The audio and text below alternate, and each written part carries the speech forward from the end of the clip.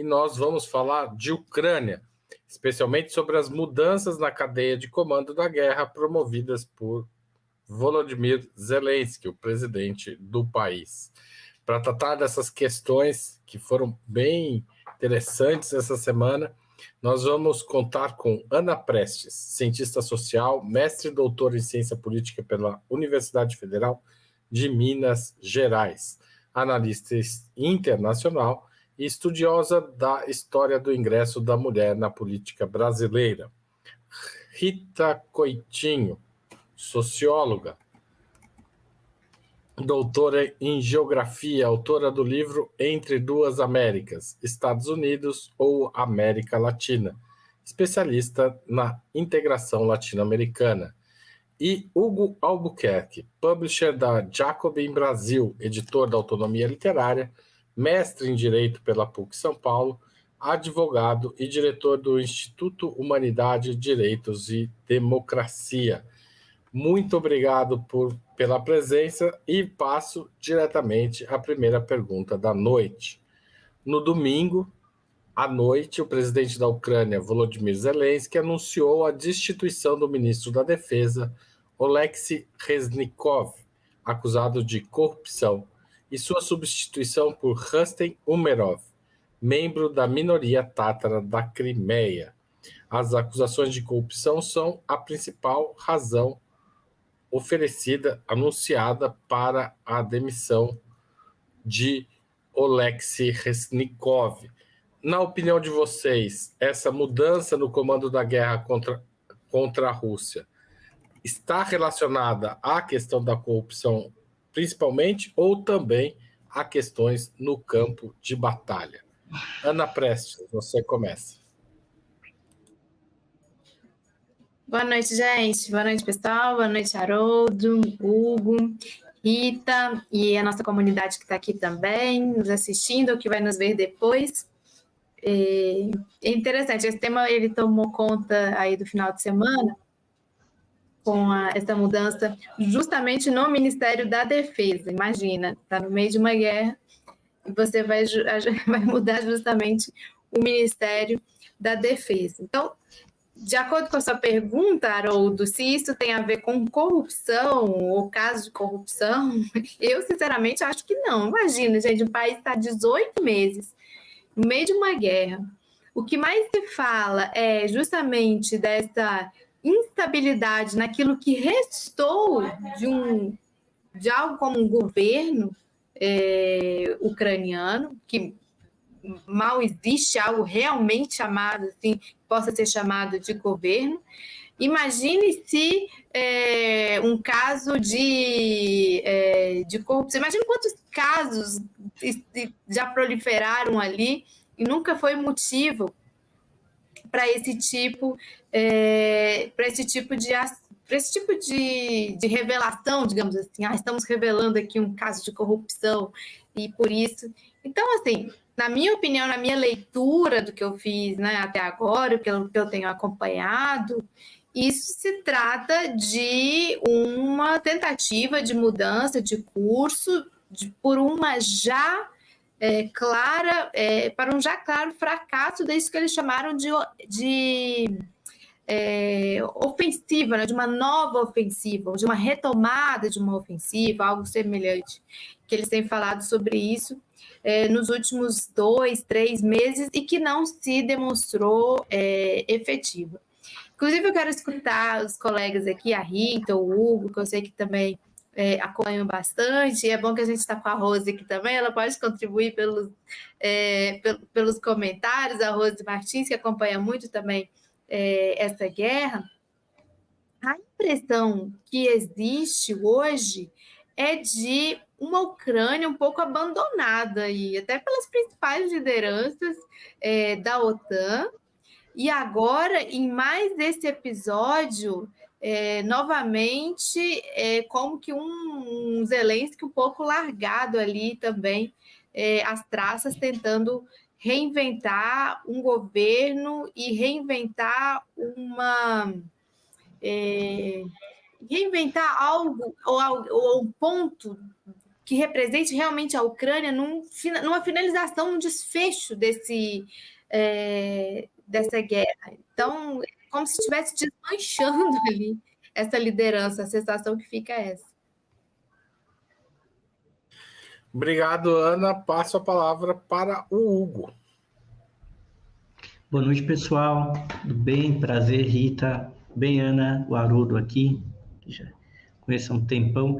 Bom, eu acredito num primeiro momento que essa mudança, ela usa esse discurso anticorrupção, que é uma furada. Se fosse discurso anticorrupção de verdade, essa guerra nem teria começado.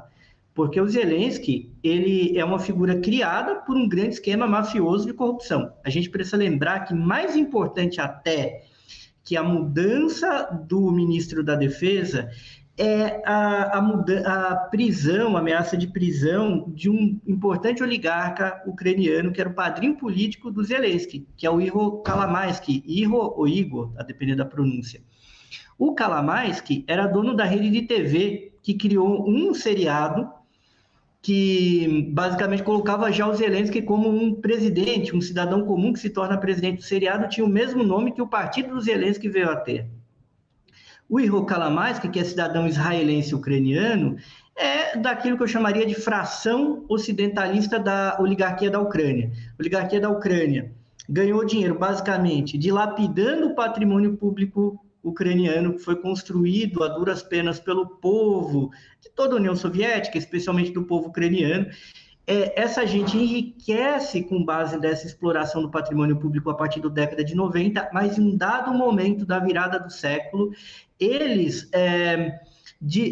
brigam entre si. Uma parte fica a favor, digamos, da Rússia e da economia euroasiática, a outra parte resolve se aliar aos Estados Unidos.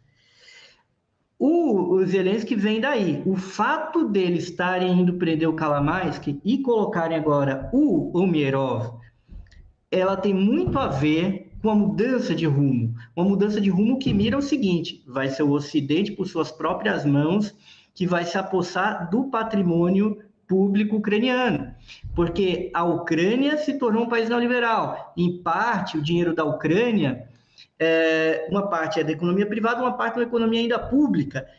E o patrimônio público aumentou durante a guerra por conta do esforço de guerra. Muitos dos bens dos oligarcas foram expropriados, mas esses bens não voltarão à mão desses oligarcas.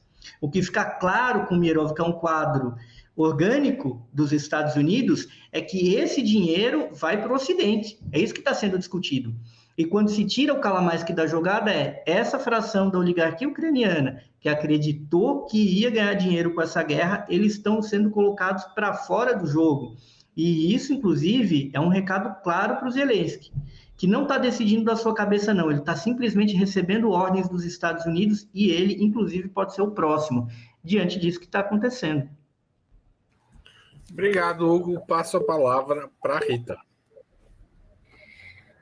Eu vou começar de trás para frente no que eu tinha me organizado para comentar, porque o Hugo ele toca num ponto com que eu queria terminar a minha fala, porque o Umerov, ele dirigia já um organismo de privatizações, né, de desestatização. Já desempenhava esse papel, né, antes de ser conduzido à posição de ministro da Defesa. E isso é uma informação que ela coaduna com o que o Hugo acabou de dizer aqui. Há aí agora já um direcionamento, né, do espólio desse Estado que vai ser novamente desmontado. Né? Então, o povo ucraniano não vai ficar com nada, né? E a infraestrutura ucraniana, talvez até, agora já é uma especulação, mas não é impossível, talvez até parte do armamento, parte da estrutura que foi formada para a guerra, né? Com dinheiro europeu, com dinheiro da OTAN, com dinheiro dos Estados Unidos, isso entre aí nessa desestatização, né, e nessa apropriação para fins privados, e acho que o Umerov é um quadro que vem para isso. Lembrar que o Umerov é de uma minoria tártara, que representa em cerca de 15% do povo da Crimeia, né, ele vem da Crimeia, é uma minoria que tem um histórico de choque com o povo russo, né, por questões históricas, inclusive, e o Umerov estudou nos Estados Unidos, né, com bolsa de alguma fundação, que agora eu não lembro qual o nome da fundação, então não vou dizer, chutar uma fundação para não ser leviana, mas ele estudou nos Estados Unidos com bolsa, né, é um quadro que se formou nos seus estudos superiores nos Estados Unidos da América, então ele tem essa articulação. Então, ao mesmo tempo, dá uma sinalização para o mundo, essa troca, de que há um apego, não sei dizer se do Zelensky ou se de setores mais fortes do que Zelensky, que o fronte da guerra ou da continuação das hostilidades deve se deslocar para a questão da Crimeia, né? Nomear uma pessoa oriunda da Crimeia, oriunda de uma minoria étnica da Crimeia, que é bastante hostil aos russos, né? Isso pode, e lembrando, né, professa uma fé que é a fé muçulmana, e que há minorias também dentro da Federação Russa de fé muçulmana, onde já houve alguns conflitos, alguns problemas relacionados a separatismo. Eu acho que a gente concentra na figura do Umerov esse novo patamar da crise, né? Ou seja, a continuidade da crise por outros meios, talvez uma resistência, talvez um esforço de guerra direcionado à Crimeia, e essa questão da desestatização dos bens do povo ucraniano, que com certeza é uma das tarefas que essa figura vai levar adiante. A Ucrânia disse ontem, na segunda-feira, que drones russos foram detonados no território da Romênia, membro da Aliança Militar Ocidental, durante um ataque noturno a um porto ucraniano no rio Danúbio. Mas Bucareste, ou seja, o governo do país da Romênia, negou que o país tenha sido atingido. Vocês veem nesse alarme aparentemente falso da Ucrânia uma tentativa de tentar puxar a OTAN para a guerra mais um pouco, por outro lado, a negativa da Romênia de uma certa forma rápida, né, desmentindo a Ucrânia, é um indício também de que o Zelensky de fato está perdendo apoio mesmo dentro da OTAN. Hugo. Bom, Haroldo, só um ponto, Rita. A Future Leaders Exchange, a organização que formou o Umerov ainda no ensino médio. O Umerov ele vem dessa minoria tártara, os tártaros são um povo turco, que é o povo mais antigo a habitar a Crimeia, continuamente, né? Vamos puxar aqui, de forma contínua, o povo mais antigo a habitar partes do leste da Ucrânia e a Crimeia são os tártaros. Eles foram deslocados para lá por conta da Segunda Guerra Mundial, a Ucrânia estava sendo invadida pela Alemanha. E claro que se cria uma mitologia de que os tártaros, eles foram deslocados à força. Era uma realidade de guerra, a União Soviética estava sofrendo uma invasão. Os avós do Umerov, a família dele, ganharam terra, ganharam roupa, os pais dele estudaram, eram engenheiros na União Soviética, ele simplesmente aderiu ao lado americano porque era o que estava em voga nos anos 90. Só que os tártaros, eles têm votado mais para partidos e políticos mais pró-russos e até pelo Partido Comunista da Ucrânia. Então, quer dizer, o trabalho do Umerov, do ponto de vista político, não colheu muitos frutos hoje em dia. E eu digo mais, eu acho que a figura do Umerov lá, ela é muito mais direcionada a negociar com a Turquia e com os países árabes. Ele já foi deslocado dessa forma lá dentro. Então, além de ser isso que a gente está falando aqui, de ser o cara que vai vir para deslocar. Isso se entra na tua pergunta, Haroldo, que é o seguinte, claro que a contraofensiva está dando errado. E claro que o governo americano, até por uma demanda de popularidade interna, está empurrando a Ucrânia para o tudo ou nada. E se esse tudo ou nada não vai, como Maquiavel bem ensina, você tem de achar um culpado. A Ucrânia, claro, faz manobras provocativas para criar uma reação exagerada da Rússia, para gerar um clima de desgaste, de pânico dentro da Rússia, mas isso, na verdade, só cria mais apoio para o Putin, né? Cria mais apoio, inclusive, talvez cria uma pressão para que a Rússia se mantenha na guerra. Eu entendo que a estratégia agora, há uma mudança pelo menos da tática. A tática que a Ucrânia vai empreender daqui para frente provavelmente é uma tática de congelamento do conflito, que era o que o partido do Merov propunha. O Rolos, é um nome maravilhoso, né? Rolos é o voto em ucraniano. E ele é um partido que já lá atrás ele defendia que a Ucrânia deveria parar com as beligerâncias no leste e cobrar uma indenização da Rússia para entregar o Donbass para a Rússia e a própria Crimeia. Então, eu acredito que ele vem para dar um passo para trás, para tentar negociar com a Turquia, para negociar com a Ásia Central, para negociar com a Arábia Saudita e com os Emirados Árabes e tentar um recuo, porque realmente aquilo que o Zelensky prometeu, ele não consegue entregar. Obrigado, estava me perdendo aqui para liberar o microfone. Rita, a palavra é sua.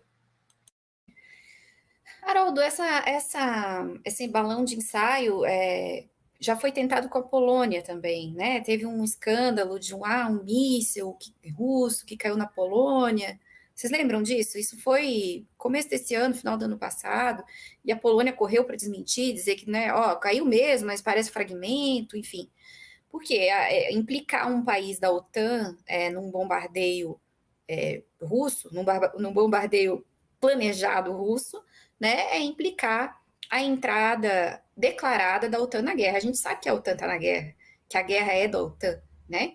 Mas a gente ainda não tem aquele fato, assim, fundamentado na cartilha e no direito internacional para dizer que a OTAN entrou na guerra. Me parece que há uma pressa do Zelensky em aumentar o grau de envolvimento da OTAN na guerra, ao mesmo tempo em que há um cansaço, né, da opinião pública europeia, da opinião pública estadunidense em relação a essa guerra, né? Recentemente apareceram aí os dados do dinheiro estadunidense que chegou na Ucrânia, né, 100 bilhões de dólares, e estão sendo muito comuns os comentários nas redes, né? Enfim, os Estados Unidos estão se direcionando para um processo eleitoral no ano que vem, e aí a comparação do montante que foi para o Havaí, que foi afetado por grandes queimadas, né? E o montante que foi para a Ucrânia. Da mesma maneira, o crescimento da opinião europeia existe ainda essa russofobia muito grande, mas há um desgaste da opinião pública europeia em relação à guerra, e isso vai começar a refletir no apoio aos governos, nas eleições parlamentares, né, e uma certa pressão no direcionamento do dinheiro que está indo a rodo para a Ucrânia. Então, é claro que, do ponto de vista do Zelensky, o envolvimento de algum Estado membro da OTAN seria interessante, né, para gerar uma justificação, uma legalização, vamos dizer assim, daquilo que é um fato, né? É um fato que a guerra é uma guerra travada da OTAN contra a Rússia, né? E da Rússia em relação à OTAN, né? Sendo a Ucrânia a linha, né? O território que a separa, né? A linha de fronteira em disputa. Mas é que eu acho que, com toda a convicção, né? Esses balões de ensaio, eles têm a ver com isso, com o envolvimento e a permanência da OTAN, porque tem no ar, né, uma sensação de que alguma solução, algum acordo, algo vai ser encontrado daqui para o final do ano para tentar terminar essa guerra, e isso não é do interesse do Zelensky, porque vai ser a morte política dele. A gente pode falar disso num outro bloco. Eu vou deixar esse assunto sobre a morte política do Zelensky para a próxima pergunta. Por enquanto, eu passo para Ana Prestes. Eu concordo com o Hugo e Rita, de que, acho que a Rita principalmente falou disso agora na fala dela, de que isso é uma espécie de diversionismo, assim, é uma espécie de, como a contraofensiva, como se eles deram um nome ali, não deu certo, fracassou, e há uma série de problemas no terreno, militarmente falando, e há esse sentimento de um desgaste da guerra na Europa, como a Rita falou. E eu estive recentemente agora em Lisboa, em Portugal, em um encontro com, inclusive, movimentos e organizações da Europa, e já se sente realmente isso. É diferente o clima na Europa do que era no ano passado. Então, o Zelensky ele precisa criar fatos, ele precisa criar algo que saia desse platô, algo que faça sair desse aparente impasse, né? Mas é que, na verdade, é um platô, há uma vantagem muito, muito evidente da Rússia do ponto de vista militar.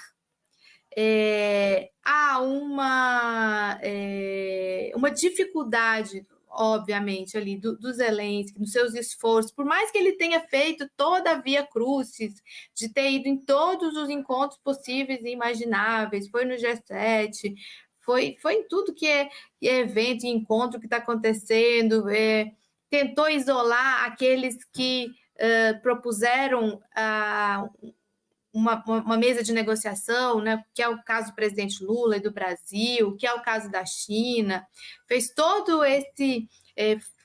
foi na cúpula da OTAN, foi em todos os encontros possíveis, imagináveis, tentou demonstrar ao mundo o grande apoio que ele tem, mas isso não andou. Existe como se tivesse uma paralisação, uma espécie de um empate catastrófico, não sei, para usar um pouco aqui algo que o Gramsci fala, né, no sentido de quando você não tem nenhuma movimentação que faça algum dos dois lados se deslocar no sentido de apontar para algum tipo de desfecho, então ele precisa criar fatos, ele precisa criar, já foi tentado com Polônia, já foi tentado com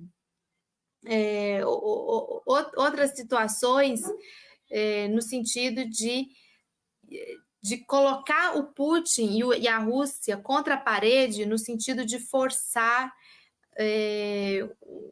uma saída, mas uma saída que posso estar enganada, ou posso não estar bem informada, mas eu sinto a Rússia hoje muito fortalecida na sua posição e de certa forma, muito consolidada, muito forte, no sentido de não se mover, não se demover, digamos assim, dos seus pontos cruciais, dos seus interesses, hoje não abrir mão de nenhuma das suas posições conquistadas, né, de suas posições alcançadas nessa ofensiva militar. Tá certo. Eu vou aceitar a provocação da Rita e vou fazer essa pergunta, né? O tema do programa, quem está assistindo no YouTube clicou lá, é Zelensky perto do fim. Então, eu vou colocar essa pergunta para vocês bem simples. O tempo de Zelensky na presidência da Ucrânia está acabando? O que vai acabar antes? A guerra ou o mandato do Zelensky? Ou eles vão acabar juntos? Rita.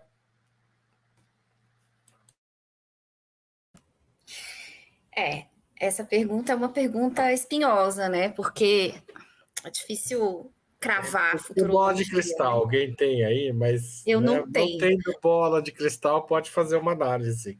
A gente pode ver tendências, né? E eu vejo uma tendência de desgaste muito forte na figura do Zelensky. Pensar numa trajetória, né? A gente tem uma trajetória de hiperascensão. O Zelensky venceu o segundo turno por algo em torno de 70 e tantos a 20 e tantos % contra o Petro Poroshenko, né? Em seguida, no parlamento ucraniano, o partido do Zelensky, que é uma coisa que a gente traduz, depois alguém me corrija, mas algo como os servidores do povo, ou algo assim, o partido dele saiu de 254 deputados para 450 deputados, né? Então, assim, houve aí uma trajetória de extrema velocidade de ascensão, né? E ela coincide logo em seguida com o início da guerra. Todas as pesquisas de opinião, claro que a gente tem que duvidar quem foi que fez a pesquisa, quem foi que não fez, enfim, mas as pesquisas de opinião que existem apontavam um amplo incremento da aprovação do governo Zelensky e um achatamento da reprovação do governo Zelensky até outro dia, até ali março desse ano. E a gente passa a ter uma reversão dessa tendência dessas pesquisas a partir de março para cá. Março para cá coincide com o quê? Coincide com uma extensão desmedida da guerra, que era uma guerra que se prometia no final do ano passado uma super reviravolta, com uma contraofensiva que ia começar em janeiro, né? Depois ia começar em fevereiro e não trouxe resultados de fato. Houve algumas batalhas, vitórias em uma batalha ou outra, mas amplas derrotas também em batalhas importantes. A perda territorial é importante, especialmente nas repúblicas que já haviam, né, declarado independência, mas também outros espaços, né, de poder que são importantes, outras frentes importantes para a Ucrânia.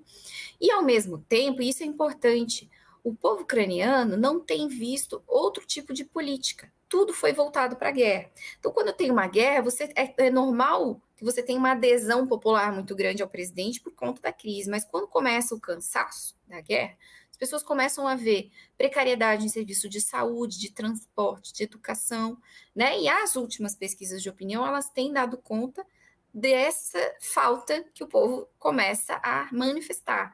Olha, saúde e educação está tudo uma grande porcaria, né? A gente tem um processo contínuo de privatização dos bens públicos, que não parou na Ucrânia, mesmo com a guerra, né? Uma transferência de patrimônio para o capital privado, e os serviços públicos, né? Os serviços do bem-estar social, vamos dizer assim, estão em falta. Então, o Zelensky não mostrou nenhuma capacidade, ele não aprovou, nesse ano, ele não aprovou nenhum projeto relativo a bens públicos, a isso que eu falei, educação, saúde, transporte, etc.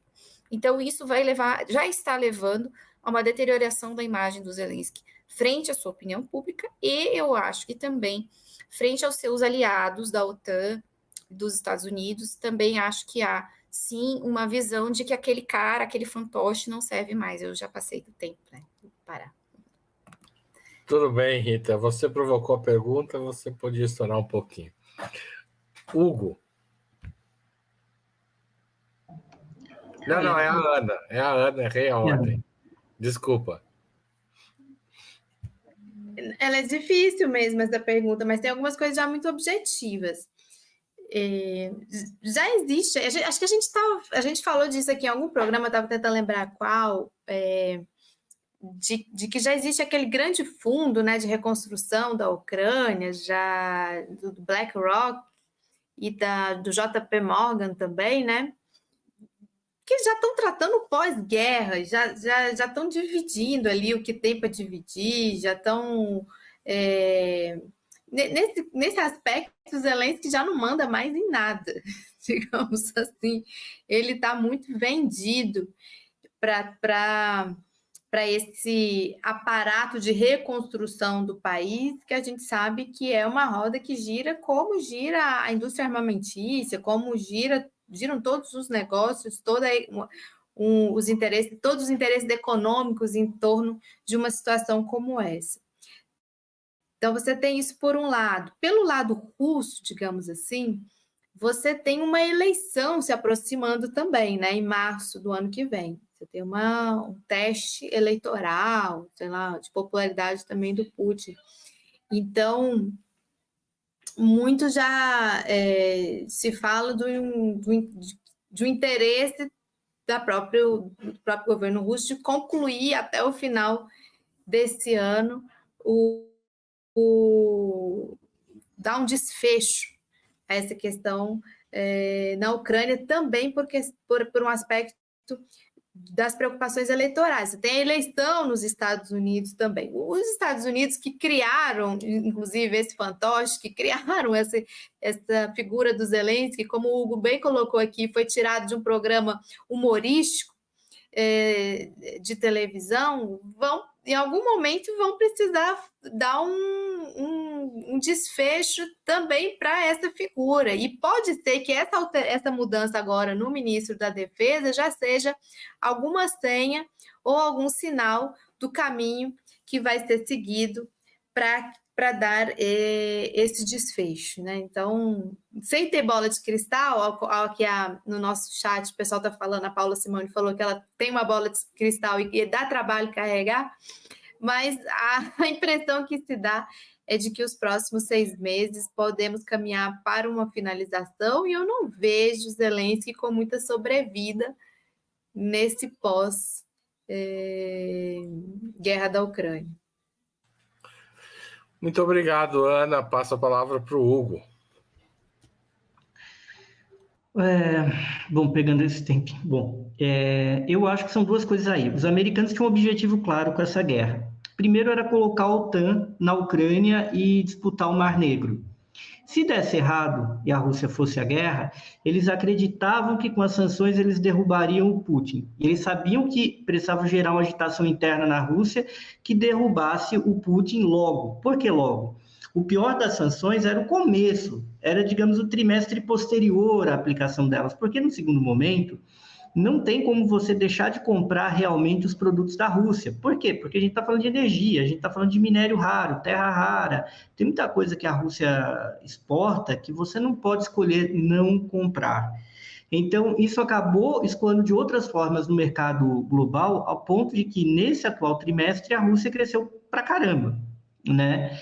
E cresceu mais, inclusive, que a queda que ela teve no segundo trimestre de 2022. Então, eles têm um problema. Então, eles, vendo que o Putin não caiu no primeiro momento, eles tentaram criar um segundo momento com isolamento diplomático do Putin no mundo. Não conseguiram também. Um terceiro momento seria prolongar a guerra com a armadilha bem preparada, que eles prepararam ao longo de 8 anos, na verdade, que tem conflito naquela região. Essa guerra não começou agora. E eles falaram, vamos desgastar a figura do Putin com o prolongamento da guerra. De certa forma, desgastou, mas eles descobriram que o Putin internamente era mais forte do que eles supunham, né? Teve toda essa crise com o Prigozhin e ele não caiu. O que está acontecendo na Ucrânia hoje é uma cobrança, não somente por conta do momento eleitoral, existe uma questão estrutural e econômica. Qual é? Para os Estados Unidos segurarem o tranco dessa guerra, que mesmo com os produtos russos escoando pelo mercado global de alguma forma, isso aumenta o custo. Aumentar o custo de energia é desvalorizar o dólar, é gerar inflação. Para segurar a inflação e defender o dólar, os Estados Unidos precisam operar com a taxa de juros mais alta. Funcionar com a taxa de juros mais alta significa você aumentar o endividamento, você aumentar o risco econômico e gerar uma série de efeitos que são problemáticos para a economia no médio prazo, né? E é isso que o Biden está sendo cobrado. Diante da impossibilidade de retomar o leste da Ucrânia e a Crimeia, o que está ocorrendo no atual momento é um movimento de trocar esse comando ucraniano e garantir, digamos, a Ucrânia que vai continuar na mão do Ocidente, entregar uma parte para a Rússia para tentar forçar o Putin a parar com o conflito. Eles não vão conseguir, porque pegar o resto da Ucrânia para liquidar, e o Umerov é esse homem, né? A BlackRock está lá, mas o engate da Ucrânia para essa liquidação e desnacionalização da sua economia é precisamente o Umerov. A Rússia não vai aceitar isso. Por conta da belicosidade que a OTAN já deixou claro, e a OTAN não pode controlar o noroeste do Mar Negro diante de um posicionamento que é efetivamente bélico e ofensivo da OTAN em relação à Rússia. Tá certo. Obrigado, Hugo. Vocês perceberam, o Hugo perdeu um pouco de foco, mas a gente ouviu bem o que ele falou aqui. Perdeu foco na imagem, mas não na fala. Gente, eu queria fazer um pequeno intervalo aqui e pedir a contribuição de todo mundo que está assistindo. Hoje a gente está com a casa cheia, então queria alertar vocês de que precisamos muito da participação, do apoio econômico de vocês para manter e ampliar o jornalismo de Opera Mundi. Assinatura solidária, operamundi.com.br/apoio. Se tornar membro pagante, só clicar em Seja Membro abaixo da tela no YouTube. Você pode fazer um super chat ou um super sticker agora mesmo. Ninguém fez até agora. Estou esperando, gente. E também você pode mandar um valeu demais se você estiver assistindo o programa gravado. Finalmente, mas não menos importante, na tela de todos os programas do Opera sempre tem o Pix, apoie@operamundi.com.br. Você pode mandar um apoio a qualquer hora do dia ou da noite. Entrou no aplicativo bancário, aproveita e apoia o nosso jornalismo. Mudando um pouco de lado dessa conversa, a Rússia, as notícias mais recentes apontam que a Rússia estaria negociando com a Coreia do Norte fornecimento de material bélico.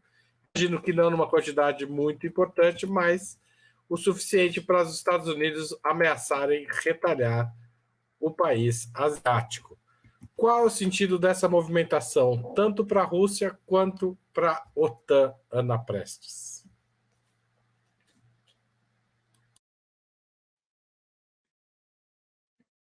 Não, para a OTAN é mais reacender um inimigo cativo, digamos assim, o meu malvado preferido, digamos assim, né? Que é a República Popular Democrática da Coreia, ou a Coreia do Norte, significa. Eu não duvido de nenhuma negociação ou nenhum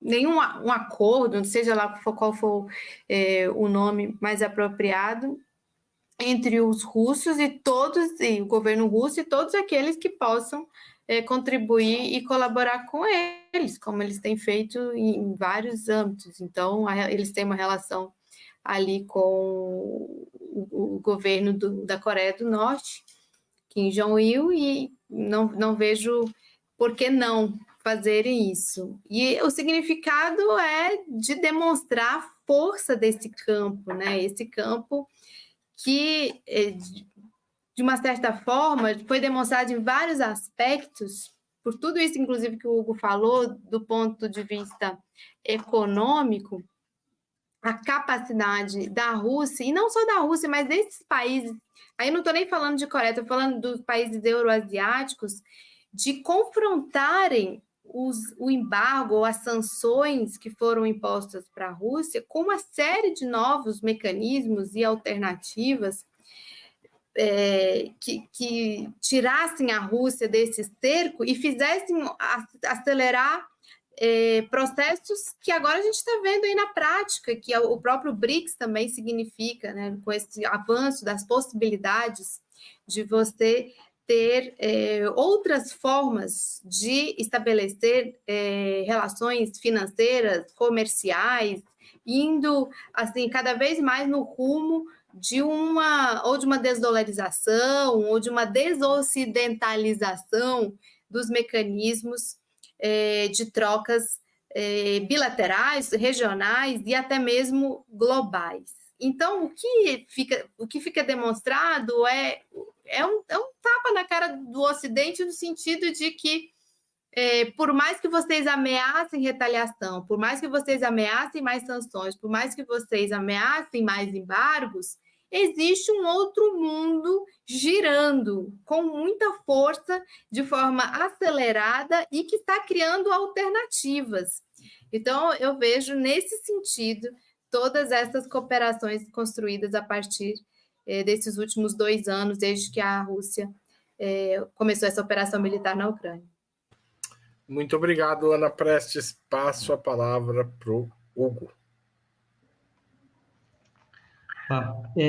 Bom, sobre a Coreia do Norte, a gente tem de lembrar que os Estados Unidos estão pressionando ela. Ela continua sancionada e, ao mesmo tempo, os americanos têm apoiado governos de extrema-direita na Coreia do Sul e no Japão, que foram reunidos nos Estados Unidos. A paz entre a Coreia do Sul e o Japão está ocorrendo nesses termos, do apoio americano a governos de extrema-direita, inclusive para pressionar a China. A Coreia do Norte ela é uma inimiga, sobretudo por conta da sua posição estratégica, além da questão socialista. A Coreia do Norte é o caminho para você invadir a China. Ponto. E da geografia você não contorna, é a questão material por excelência. A relação entre o Kim Jong e os chineses e os russos sempre foi uma relação ambígua. Ninguém nunca quis que ele caísse, porque a Coreia do Norte é fundamental para a segurança nacional da Rússia e da China. Por outro lado, ninguém é muito entusiasta do regime dele, porque prova que, digamos, alguma forma de socialismo real pode funcionar. E isso, às vezes, quebra algum discurso interno da China e da Rússia, que falam, bom, adotamos tais e tais posições porque o socialismo real não funciona. Então, vamos adotar aqui um socialismo de mercado, vamos adotar até uma economia capitalista, como é o caso da Rússia. Agora tudo mudou, porque a Coreia do Norte é justamente quem se levanta contra as hostilidades contra a China e contra as hostilidades contra a Rússia. O que a Coreia do Norte ganha nisso? Primeiro, ela tem muitos soldados mobilizados. Mesmo sendo um país muito menor que a China e a Rússia, a Coreia do Norte tem tantos soldados quanto a Rússia e a China. São soldados ultra treinados, ultra motivados, construídos dentro de uma doutrina militar comunista e que tem a memória histórica do que foi o massacre, o genocídio que os americanos perpetraram contra o povo coreano. Foram 3 milhões de mortos, civis, crianças, velhos. Se a Coreia do Norte botar tropas, ela tem condição de botar tropas na Ucrânia, é um problema tremendo para a Ucrânia. É um problema tremendo para a OTAN. Agora, o que a Coreia do Norte quer? Mandar homem? O Kim Jong-un me parece que já ofereceu ao Putin. É enviar armamento qualquer. Munição, foguetes. Do mesmo modo que a OTAN, na verdade, deslocou muito armamento do Paquistão. E pouca gente fala sobre isso. Foi dado um golpe lá no Paquistão. E esse armamento ordinário, as munições, os foguetes, todos vêm lá do Paquistão. O arsenal paquistanês foi desmontado. E a Coreia do Norte tem armamento, nesse sentido, de sobra para mandar para a Rússia. Só que ela vai querer tecnologia militar em troca, coisa que ela não tem. A Coreia do Norte tem uma das maiores frotas de submarinos do mundo, mas me parece que não tem submarino nuclear.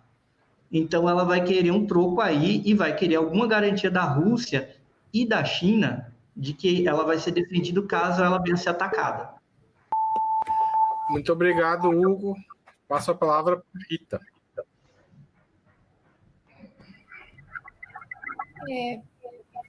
Os que me antecederam têm muita razão no que disseram, e eu queria me focar na seguinte questão, né, que é o começo da fala da Ana, em relação a esse momento de transição hegemônica que a gente vive, né, esse momento de disputas dentro da esfera global por quem vai, né, quem vai dar as cartas, quem vai gerir as regras do jogo. Me parece que nessa esteira, né, a atitude da Rússia e a Coreia do Norte, ela coloca na mesa os ativos russos, né? A China, quais são os ativos chineses em relação a essa disputa por hegemonia? É investimento, né? A China faz investimento, faz pacotes de investimento fechados, né, mundo afora, vem construindo uma imensa rede de ferrovias no continente africano, em troca de exploração mineral, enfim, de exploração dos próprios negócios que ela instala lá por um determinado tempo, né? É esse o mecanismo, vamos dizer assim, de chegada da China em outras regiões do mundo. O que a Rússia tem a oferecer em relação a isso, né? Claro, o aporte energético, a Rússia é uma potência energética, mas fundamentalmente, em certos locais, é expertise militar, né? Tecnologia militar, estratégia e capacidade militar que a Rússia tem ainda em grande quantidade. Então, a grande moeda da Rússia, do ponto de vista da organização do jogo de forças no mundo, é militar, né? E aí o Hugo coloca muito bem, inclusive tecnologia militar, que é uma coisa da qual a Coreia do Norte se ressente, até porque é um país bloqueado, né? Um país que não consegue ter acesso, muitas vezes, aos espaços de troca e mesmo a compra de materiais com a qual se poderia fazer uma espécie de engenharia reversa, que foi como a China saiu, né, do seu atraso tecnológico e chegou aonde chegou. Então, é muito provável que dentro desse pacote de venda de armamentos de venda, ou enfim, de transferência de armamentos para a Coreia do Norte, esteja aí, né, a cooperação tecnológica, especialmente em área nuclear, lembrando que tudo que a Coreia do Norte faz em relação à tecnologia nuclear é um grande escândalo, né, porque há esse grande medo da Coreia do Norte realizar um ataque nuclear, enfim, tem essa histeria que o Ocidente cria em torno da Coreia do Norte de todos os seus programas nucleares, quando, na verdade, a tecnologia nuclear para a Coreia seria também muito importante do ponto de vista energético, né? Não só bélico, não apenas bélico, embora seja fundamental também. Tá certo. Gente, tem uma pergunta aqui no chat que vai aparecer sempre enquanto esses dois fenômenos estiverem acontecendo. O Diego Jesus pergunta se o levante na África tem relação com a guerra na Ucrânia. A gente já tratou disso em vários outubros, mas eu queria que vocês... Eu acho que eu vou dar 2 minutos para cada, para a gente não estourar demais o tempo do programa, comentar isso. A relação entre a situação da África, os levantes militares na África e a guerra na Ucrânia, tanto as ações diretas como as consequências disso para o conflito na Ucrânia e para os levantes na África. Quem quer começar? Porque essa estava fora do script total. Eu posso. Então vai lá, Hugo. Se deixar, eu vou. Bom, a questão da África tem tudo a ver porque é uma mudança de posição das elites militares da África Ocidental. Elas foram, em grande medida, treinadas pelos ocidentais, pelos franceses e pelos americanos, mas a gente sabe que a região mais explorada do mundo é a África Ocidental. E tem 2 detalhes aí que pesam. O papel russo, que tem tropas lá, o grande comércio com a China e um outro elemento que não tem sido observado, Emirados Árabes Unidos. Foi recebido, agora vai se tornar membro de pleno direito do BRICS. O Emirados virou essa coisa. E a mudança esse giro político dos Emirados levou um giro político na Arábia Saudita também. A África Ocidental é, em grande medida, muçulmana. E há um movimento popular que, inclusive, pressiona as lideranças militares a mudar o eixo. A África Ocidental é muito explorada. E agora que está rolando a guerra lá em cima, é óbvio que os russos, triangulando com os chineses e com os árabes, estão convencendo as lideranças militares da África Ocidental a romperem com uma espécie de exploração continental brutal. É a mais escandalosa exploração continental que existe na face da Terra. O Niger é responsável por 40% da energia da França. E sequer 20% da população do Niger tem energia elétrica em casa. Só um detalhe, o principal general do Niger, hoje, ele é dito militar nos Emirados Árabes. O general Modi. Não confundir com o Modi da Índia. O general Modi lá do Niger, cujo dirigido principal, o general Chani, é o atual líder do Niger. Então está tudo conectado, inclusive para mandar um recado para a França que estava achando a guerra engraçada, porque a guerra contra a Ucrânia desgastava a Alemanha. E a França falou, estou bem porque tenho usinas nucleares. Porém, só para concluir, o urânio explorado de maneira colonial da África Ocidental. Obrigado, Hugo. Agora vocês duas querem assumir ou eu determino aqui? Eu posso completar, porque o Hugo tratou de um assunto que acho que eu posso complementar. Lembrar que o Níger é o principal fornecedor de urânio da França e ele é também o principal receptor do refúgio do urânio, né?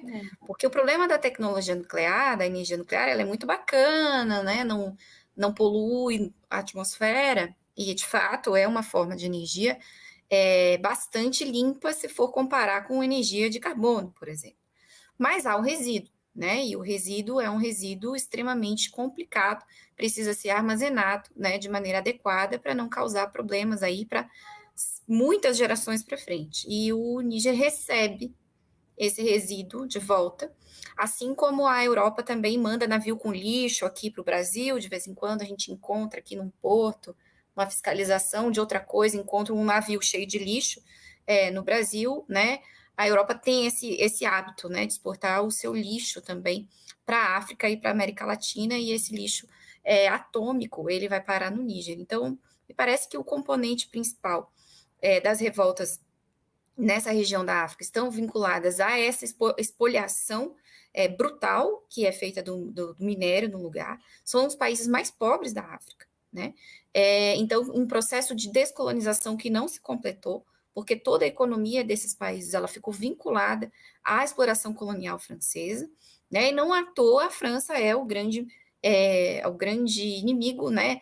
Combatido, inclusive, pelas pessoas na rua, o cerco à embaixada francesa, tem toda essa simbologia aqui que está se estabelecendo, porque é, de fato, uma região em que teve uma descolonização para francês ver, né? Uma espécie de acordo. Vocês têm uma autonomia, uma pseudo-autonomia política, mas a economia desses países ficou totalmente vinculada. E é claro, com essa grande chegada de investimentos partindo de outro eixo, no caso China e Rússia, enfim, outros países, esses locais se sentem, vamos dizer assim, apoiados, né, para fazer algum tipo de manobra, inclusive do ponto de vista econômico. Tá certo, obrigado. Ana, sua vez de intervir neste debate. Vou falar rapidinho, já que eu fiquei por último, já fui contemplada em várias questões, com certeza. Todos esses levantes militares que estão acontecendo na África, e cujo último foi o Gabão, né? Então já foi Gabão, foi Níger, foi Burkina Faso, foi Mali, foi Guiné também. Se eu não me engano, o Hugo e a Rita me corrijam, aí já são 6, 7 países. Eles estão num contexto, eles acontecem justamente num contexto da guerra da Ucrânia. Se eu não me engano, só o Mali foi antes, que foi 2020, 2021, ainda antes da guerra da Ucrânia. E eu estava lendo um comentário aqui no chat que falou exatamente o que eu estava pensando em transmitir. Qualquer situação de guerra ou de instabilidade, deixa eu ver se eu vou encontrar, ele gera também oportunidades e gera uma instabilidade como essa, com a guerra. É um comentário que diz assim: o velho lobo, a disputa pela hegemonia mundial é um bom momento para contestar a dominação em qualquer lugar do planeta.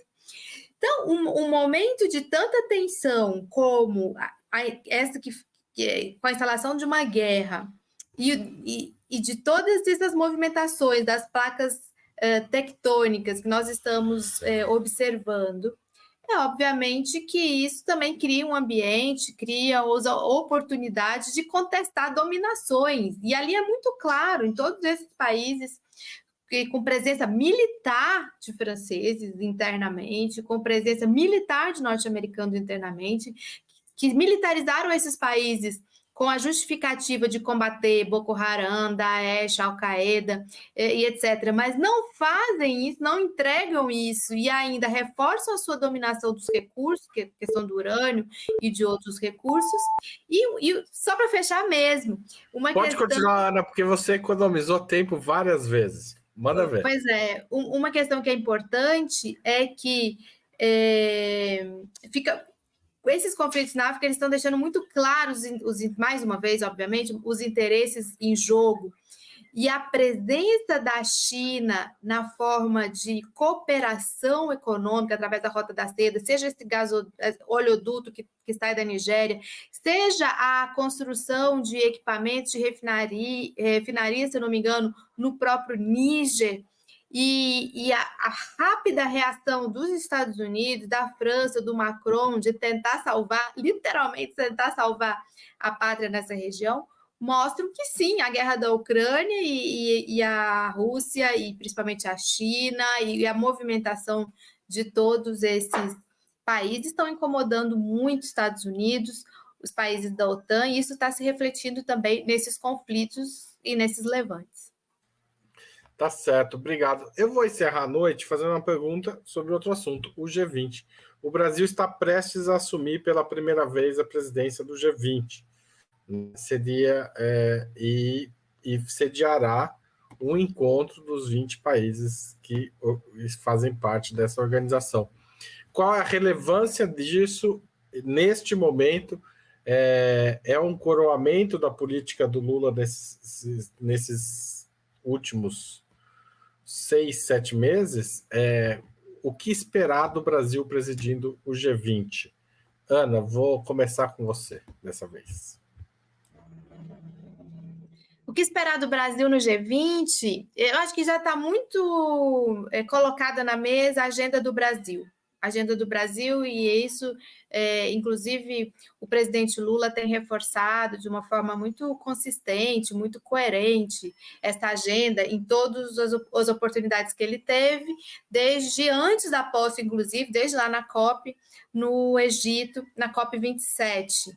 Combate à desigualdade, a questão ambiental e climática, e a geração de alternativas e de comércio global, e essa questão da desdolarização, ela está na pauta do presidente. Eu não sei como isso vai aparecer no G20, mas que o Brasil tem muito clara a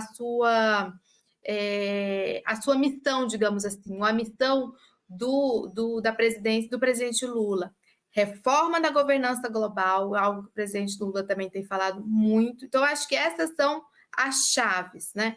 Reforma da governança global, Conselho de Segurança da ONU, essa pauta importante, ela tem aparecido em todas as agendas internacionais, apareceu muito forte agora no BRICS. A questão do combate à fome, à desigualdade e, ao mesmo tempo, aos deslocamentos climáticos e ambientais que se relacionam com a pauta do meio ambiente, a geração de alternativas ao comércio global. Então, acho que essa é a pauta do Brasil no G20. Tá certo, passo a palavra para o Hugo. Bom, Haroldo, primeiramente a gente tem uma questão aí, tem 2 G20 agora, né? Tem o G7, dentro do G20 tem os 5 BRICS antigos, mais Arábia Saudita e Argentina, que foram admitidos, estão em processo de admissão. Eu acredito que a coisa do Lula hoje é simbólica, porque o Brasil lutou muito pelo G20, no sentido de, olha, o mundo não pode ser decidido só com base no G7. Só que, com a atual expansão do BRICS, né, até porque os Estados Unidos forçaram isso quando falaram, vamos, de uns anos para cá, privilegiar o G7 em detrimento do G20. O Trump fez isso e o Biden manteve. Então, hoje o Brasil é o país daqueles ali que é mais capaz de ser uma figura conciliadora para evitar que o G20 se esvazie e rache. Por isso também o Lula está ali. Não é só a conquista do Lula, mas o Lula enquanto um grande conciliador internacional. Eu acredito que os Estados Unidos têm um interesse em esvaziar o G20 e têm um interesse em esvaziar o G20 para privilegiar o G7. Por outro lado, você junta com o fato de que a Rússia e a China estão de saco cheio disso daí e de tudo que tem acontecido. Porque a China tem sido pressionada por conta do conflito ucraniano e ela própria tem sido agredida. É que a China tem uma postura firmemente pacifista. E há um problema dentro do próprio BRICS, porque o Modi resolveu fazer exercícios militares na fronteira com a China. Índia e China têm um problema de fronteira em 2 pontos, né? Lá no noroeste indiano e no nordeste indiano, né? No caso, centro-sul e sudoeste da China. Isso é um elemento perigoso. Eu acho que o G20 é necessário, hoje como um fórum para que esses 2 mundos possam conversar, esse mundo do G7, ou o mundo liderado pelo G7, e o mundo do BRICS, que veio para ser um sistema global alternativo e necessário. Acho importante que continue acontecendo. O G20 não voltará, no entanto, a ter protagonismo como ele quase teve um dia, por uma decisão que não partiu de Rússia e China, partiu dos Estados Unidos e foi acatado pelo Japão e pela Europa. Pelo Canadá nem se fala, né? E é importante notar também, voltando um pouquinho em toda essa problemática que está colocada na África, que até inclusive o Júlio colocou aqui no chat, que uma das soluções que os Estados Unidos elaboraram para a Europa não comprar gás da Rússia era criar um gasoduto que saísse da Nigéria, atravessasse o Niger, atravessasse a Argélia e caísse no Mediterrâneo. Também por isso que a Nigéria é um elemento central, porque sem isso acontecer, sem a África, sem o controle da África Ocidental, o que pode acontecer é que a aventura americana de isolar a Europa da Rússia pode não se efetivar. E isso está colocado. Então, essa cúpula do G20, só para concluir, vai ser uma cúpula muito delicada, onde a voz do Brasil vai ser importante como conciliador internacional. No entanto, vai ser uma reunião, em certa medida, tensa e, em certa medida, esvaziada, por conta de tensões que vieram de Washington. Tá certo. Rita, é a sua vez. Eu estava aqui escutando o Gaana, eles têm razão no que eles estão dizendo. Na minha visão, o G20 ele surgiu em 99, né? Ali depois daquelas crises financeiras dos anos 90, tigres asiáticos, enfim. E era uma organização de ministros, né? Que em 2008, com aquela crise mais forte que teve nos Estados Unidos, passou a ter cúpulas presidenciais, e ali surgiu, o Brasil capitaneou muito fortemente dentro do G20, naquele momento, a discussão da reforma do sistema financeiro internacional. Lembrar que, a partir daquelas discussões de reforma do sistema financeiro internacional, a gente teve algumas pequenas mudanças no sistema de cotas no FMI, que não contemplaram nem de longe as aspirações dos membros do G20, que a gente pode, assim, classificar como em desenvolvimento, ou países do antigo terceiro mundo, né? E dali acaba nascendo o quê? Os BRICS, né? A concertação dos BRICS para avançar numa pauta relativa à reforma do sistema financeiro, ela sai justamente de um descontentamento dos países de maior porte, como o Brasil, a Rússia, a China e a Índia, era BRIC, né? Em relação a essa possível reforma do sistema financeiro internacional. Então, me parece que no momento atual, dada essa já polarização, né, relativa à adesão ao padrão dólar, né, à adesão ao sistema financeiro, ela já está delimitada no mundo, né? A gente tem o polo BRICS, né, que puxa aí uma verdadeira mudança do ponto de vista hegemônico na questão financeira, o crescimento dos acordos de troca em moeda local, né, a discussão da formação de uma cesta de moedas operada pelo Banco Nacional de Desenvolvimento, ou então, quem sabe, aí na cabeça de alguns analistas, uma moeda única para trocas e o mecanismo de compensação unificado financeiro internacional, já fazendo aí um bypass no dólar, né? E o G20 tem, como o Rubem coloca, dentro dele, a Ana também falou, o G7, que é um outro polo, né, que é o polo que vai para a reunião, provavelmente, para defender o sistema, que é o sistema que já vinha sendo criticado desde aquele momento.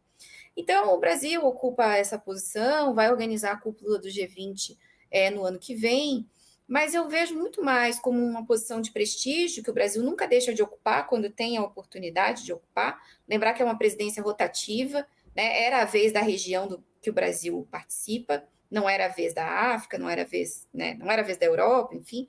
Então, o Brasil ocupa também por essa questão da rotatividade. O Brasil nunca deixa de ocupar essas posições de prestígio, porque para o Brasil o prestígio diplomático...